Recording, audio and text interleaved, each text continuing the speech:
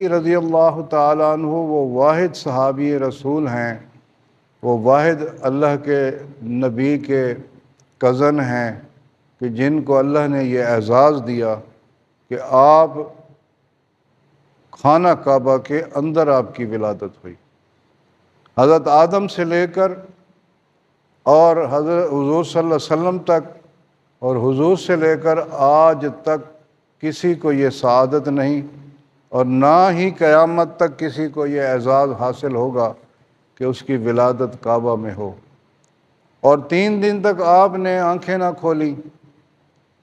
تو آپ کے جب والدہ کے پاس حضور صلی اللہ علیہ وسلم تشریف لائے مبارک دینے کے لیے، تو آپ کی والدہ نے کہا کہ بیٹا یہ تو دیکھتا ہی نہیں ہے، بچہ بہت خوبصورت ہے مگر دیکھتا نہیں۔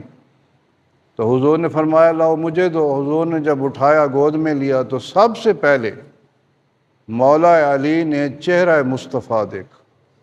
سب سے پہلے خانہ کعبہ میں